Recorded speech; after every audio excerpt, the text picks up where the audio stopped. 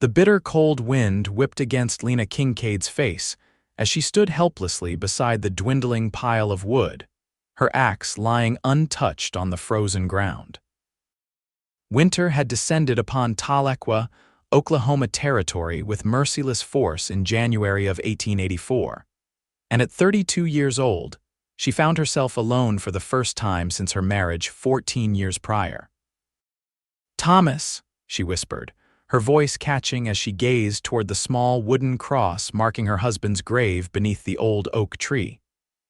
The typhoid that swept through their small settlement 3 months ago had claimed him along with a dozen others, leaving her to manage their homestead alone. Lena clenched her gloved hands, fighting back tears of frustration. The wood needed chopping, the roof leaked in 3 places, and her meager strength was fading after weeks of struggling to manage it all. 2 failed attempts at swinging the axe had only intensified the pain in her back, an old injury from falling from a horse years ago. As darkness approached, Lena gathered what little chopped wood remained and trudged back to the cabin. The small homestead Thomas had built with such pride now seemed to mock her with its state of disrepair. Inside, she lit the lantern and stoked what remained of the fire, knowing it wouldn't last the night. The temperature would drop further, and she pulled her shawl tighter, wondering how much longer she could survive alone. Morning came with a silence that only deep snow could create. Lena awoke shivering beneath 3 quilts, her breath visible in the cold air of the cabin. The fire had died hours ago. With stiff movements, she dressed, preparing for another day of impossible tasks. A glance at her dwindling food stores reminded her that she would need to venture into town soon, though the 4-mile journey through snowdrifts seemed as daunting as climbing a mountain.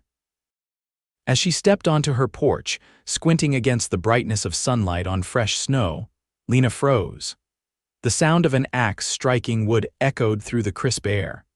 She rounded the corner of her cabin to find a tall figure methodically splitting logs from her woodpile. His broad shoulders worked rhythmically, each swing powerful and precise. He wore a heavy sheepskin coat, and though his back was to her, she could see dark hair curling beneath a well-worn hat. A horse with a distinctive blaze stood nearby, contentedly munching from a feed bag. "Excuse me," Lena called, her voice stronger than she felt. "What do you think you're doing on my property?" The man turned, and Lena found herself looking into the bluest eyes she'd ever seen, set in a weathered face that suggested he was in his late 30s. He removed his hat, revealing more of that dark hair now tinged with early silver at the temples. "Beau Lawson, madam," he said with a slight bow. "Passing through and noticed your woodpile looking mighty low with this cold snap we're having. Thought I might lend a hand." "I didn't ask for help," Lena replied, crossing her arms over her chest, discomfort at accepting charity warring with her desperate need. He nodded, replacing his hat. "No, madam, you didn't, but my mama raised me to help where help's needed." His eyes traveled briefly to the widow's black dress she still wore. "Lost my own wife to fever 3 years back. Know what it's like trying to manage alone." Something in his straightforward manner and the mention of his own loss softened Lena's resistance slightly. "I appreciate the wood, Mr. Lawson, but I can't pay you." "Wasn't looking for payment," he replied, turning back to split another log with effortless strength. "Just passing time while my horse rests, been riding since dawn." Lena hesitated, pride battling necessity. Finally, she nodded. "Then I'll make you some coffee at least. It's not much, but it's hot." "That would be mighty kind," he answered, not looking up as he continued working.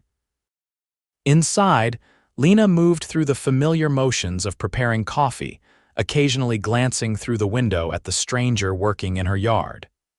His movements were economical and practiced, accomplishing more in 30 minutes than she could have in days.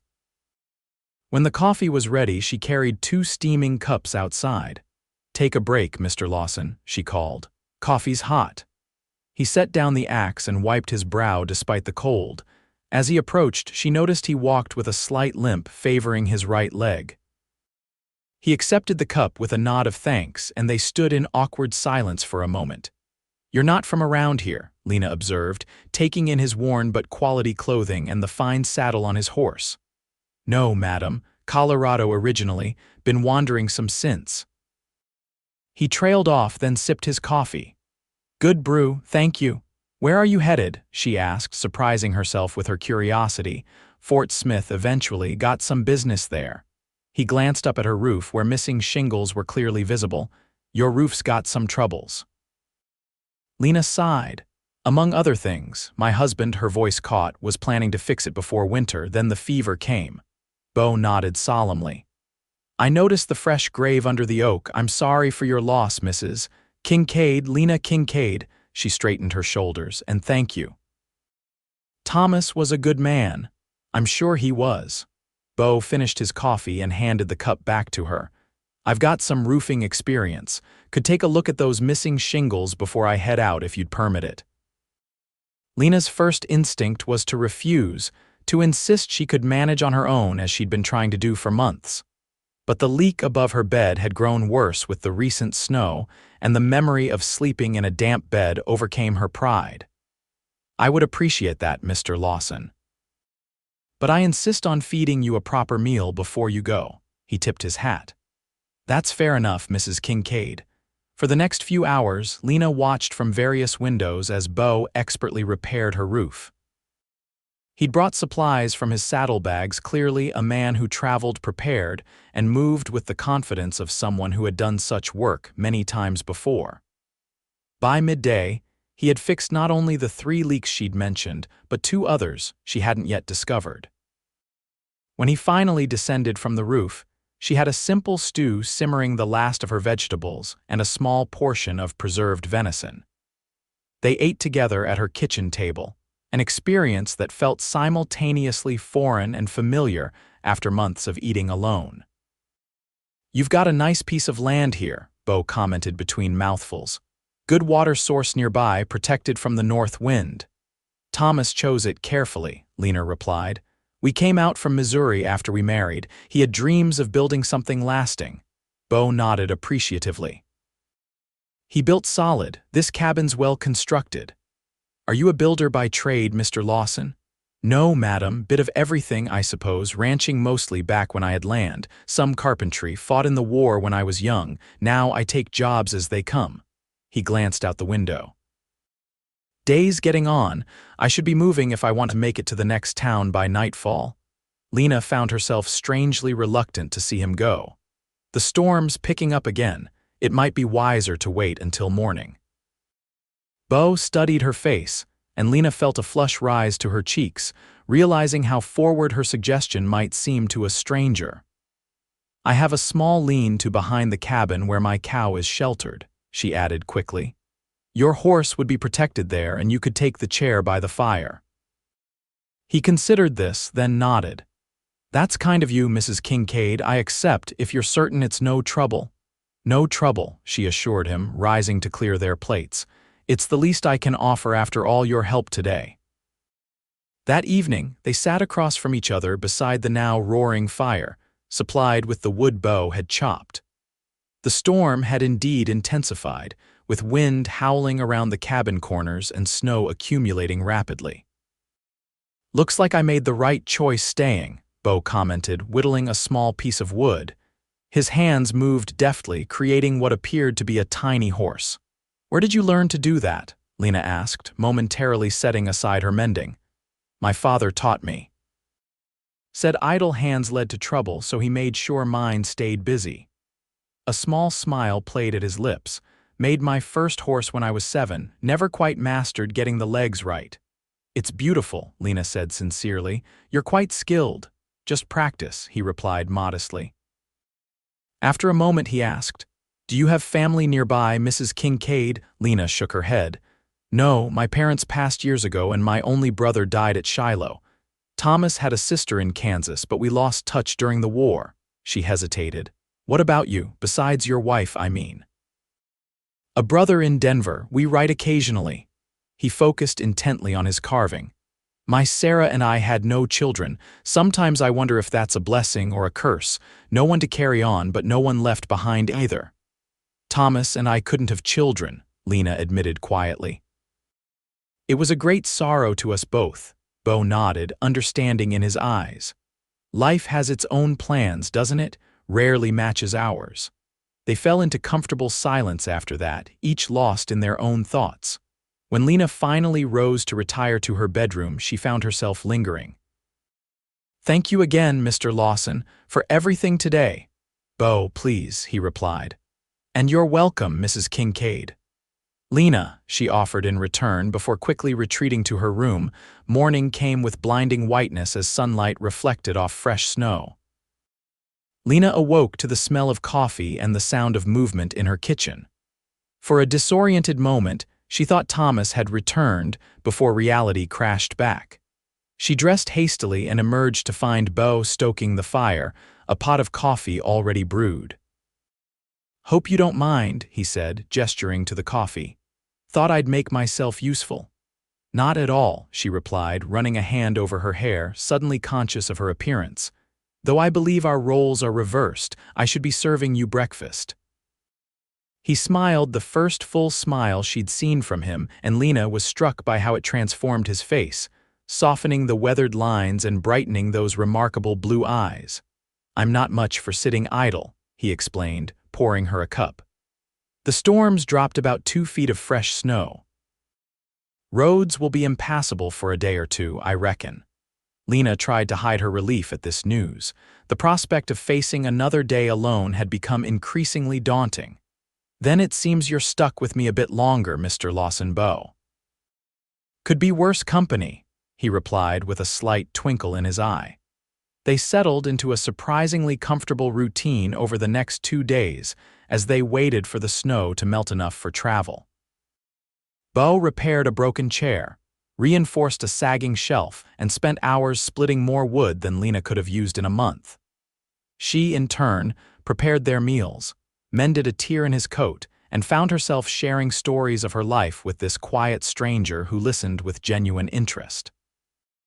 On the evening of the second day, Lena realized with a start that she had laughed for the first time since Thomas's death, a real laugh, prompted by Beau's dry retelling of an encounter with a particularly stubborn mule in his younger days. "It's good to hear you laugh," he said softly when her chuckles subsided. Lena touched her lips, surprised. "I'd almost forgotten how." Beau nodded, understanding in his eyes. "Grief has its own time. Took me near a year before I could remember Sarah with more joy than pain." "Does it ever truly leave?" Lena asked, vulnerability seeping into her voice. "No," he answered honestly. "But it changes, becomes something you carry rather than something that carries you." He poked at the fire. "At least, that's how it was for me." The next morning dawned clear and slightly warmer. The snow had compacted and begun to melt along the sunnier patches. They both knew his departure could no longer be reasonably delayed. As Beau saddled his horse, Lena stood nearby, watching his methodical movements. "I can't thank you enough," she said finally. "For the wood, the roof, everything." "It was nothing," he replied, adjusting a stirrup. "It wasn't nothing to me," Lena insisted. I was drowning here, truth be told, not sure how much longer I could have managed alone." Beau turned to face her. "You're stronger than you know, Lena Kincaid. You'd have found a way." "Perhaps," she conceded, "but I'm grateful I didn't have to find out just yet." She hesitated, then impulsively handed him a small package wrapped in cloth. "Some provisions for your journey." "Just bread and cheese, but it's fresh." Their fingers brushed as he accepted it, and Lena felt an unexpected warmth spread through her. "That's mighty kind," he said. "Thank you." He mounted his horse with practiced ease despite his slight limp, and Lena was struck by a sudden, profound reluctance to see him ride away. "Will you be passing back this way?" she asked, the question escaping before she could consider its implications. Beau adjusted his hat, considering. "Could be. My business in Fort Smith shouldn't take more than a week or 2. Lena nodded, trying to hide her disappointment at the vagueness of his answer. "Safe travels, then," he tipped his hat. "Take care of yourself, Mrs. Kincaid." She watched him ride away until he disappeared around the bend in the road, then returned to her cabin, which suddenly seemed emptier than before. The days crawled by after Beau's departure. Lena found herself moving through her tasks with more energy, using the techniques he had shown her for conserving strength when chopping kindling and carrying water. Each night, she would gaze at the small wooden horse he had left behind on the mantel, a parting gift she'd found after he'd gone. 2 weeks passed, then 3. February arrived with alternating days of thaw and freeze. Lena made the journey into Tahlequah for supplies, enduring the pitying glances of townspeople who had written her off as another widow who would eventually be forced to sell her land and move in with distant relatives, or seek remarriage out of desperation. She returned from town one afternoon, her wagon loaded with supplies purchased with the last of Thomas's savings, to find smoke rising from her chimney. For a moment, fear gripped her had someone broken into her home. But then she spotted the familiar horse with the blaze marking. Beau emerged from the barn as she approached, wiping his hands on a rag. "Hope you don't mind," he called. "Fire was out, so I took the liberty." Lena couldn't help the smile that spread across her face. "You came back." "Said I might," he replied with a shrug, though his eyes held a warmth that belied his casual tone. "Business finished quicker than expected." He moved to help her down from the wagon. "Thought I'd check if your roof was still holding." His hands lingered at her waist a moment longer than necessary after helping her down, and Lena felt her heart quicken. "And is it?" she asked, surprised at the lightness in her voice. "Solid as can be," he confirmed, beginning to unload her supplies. "Made some improvements to your barn door, too." Hinge was wearing thin. They fell easily back into the rhythm they had established during his previous stay, though something had shifted subtly between them. Their conversations flowed more freely, and Lena found herself watching him when he wasn't looking, noticing the grace in his movements despite his limp, the kindness in his interactions with her animals, the quiet competence in everything he did. On his third evening back, as they sat before the fire, Lena finally asked the question that had been troubling her. "Why did you come back, Beau? Really?" He looked up from the new carving he was working on, this time a delicate flower, and met her gaze directly. "Because I couldn't stop thinking about you," he admitted simply. "About your courage, your kindness, the way you face each day despite everything." Lena felt a flush rise to her cheeks. "I'm just surviving." "No," he said softly. "You're living, there's a difference." He set down his carving. "I've been wandering since Sarah died, taking odd jobs, moving from place to place, nothing holding me anywhere," he hesitated, "until I stopped here." The implication of his words hung in the air between them. Lena's heart pounded in her chest as she realized the direction of his thoughts, and more surprisingly, that her own had been traveling a similar path. I still wear my widow's clothes," she said inadequately, gesturing to her black dress. "Grief takes its time," he replied. "I'm not asking for anything, Lena, just telling you why I came back." She nodded, emotions tangling inside her guilt at the feelings this man stirred in her heart when Thomas had been gone less than 6 months. Fear of opening herself to potential loss again, and beneath it all, a tentative hope she'd thought long extinguished. "I'm glad you did," she finally whispered. The days lengthened as February gave way to March. Beau remained, finding endless tasks to occupy himself around her property, repairing fences, clearing new ground for spring planting, building a proper smokehouse. Each improvement seemed to say what he didn't voice aloud: "I am investing in this place, in a future here." They developed a comfortable routine, working side by side during the day and talking by the fire in the evenings. Beau slept in the barn despite Lena's offers of the cabin floor on colder nights. His respect for her reputation touched her deeply, even as she found herself increasingly drawn to him. One evening, as they walked the property boundaries at sunset, Beau finally spoke of his plans. "I've been thinking," he began cautiously, "about putting down roots again." Lena's heart skipped. "Have you?" he nodded, looking out across the rolling hills that surrounded her homestead. "Land to the east of yours is unclaimed, good water access, similar soil." He glanced at her. Could build something there if I were of a mind to stay in these parts. And are you, Lena asked, her voice barely above a whisper, of a mind to stay? Beau turned to face her fully. The setting sun cast his features in golden light as he reached tentatively for her hand. When she didn't pull away, his fingers entwined with hers. I believe I am, he said softly, if there's reason enough. Lena looked down at their joined hands, then back at his face. There might be, she admitted, given time. His smile was gentle with understanding. Time is something I have plenty of, Lena Kincaid.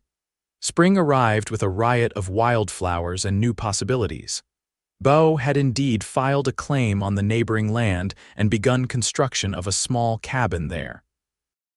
Each evening, he would return to Lena's property, sharing meals and conversation, slowly building something neither had expected to find again.